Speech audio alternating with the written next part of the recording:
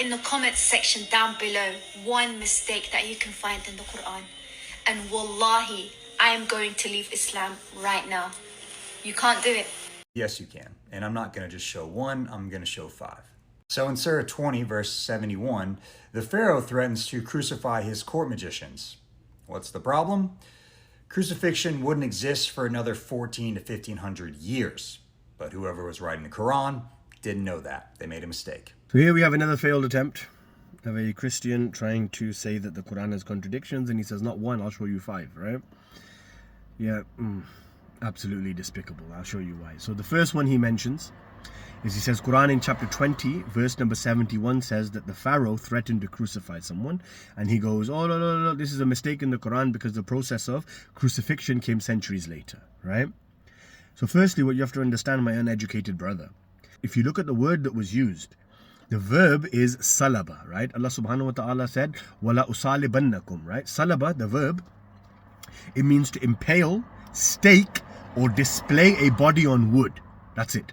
Not the Roman style of crucifixion with nails and crosses and, hanging people up like that.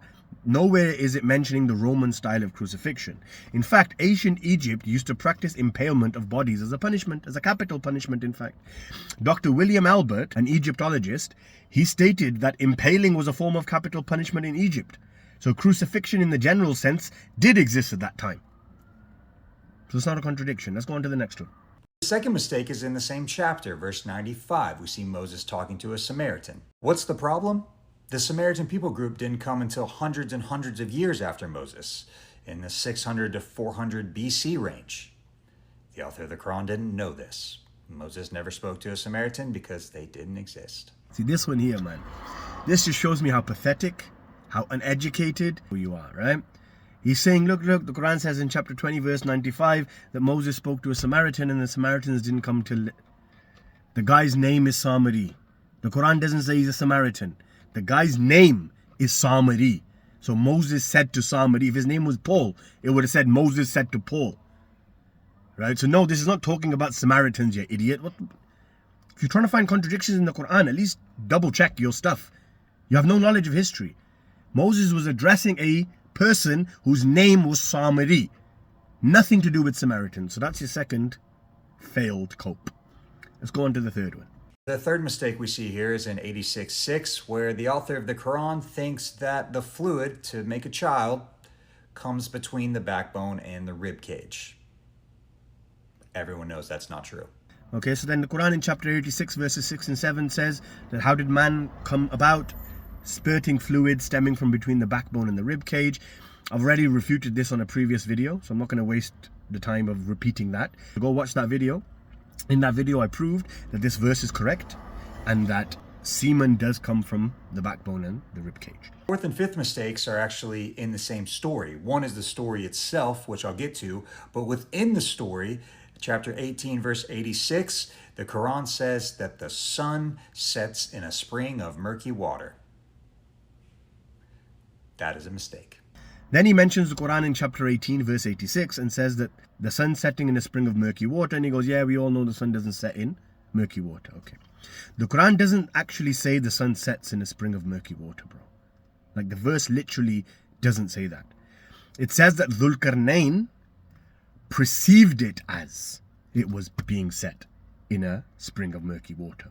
Meaning what? Wajadaha. He found it. Not the reality, it was his perception. And the verb means it appeared to him. Not a literal description, but a perception of Dhul Qarnayn.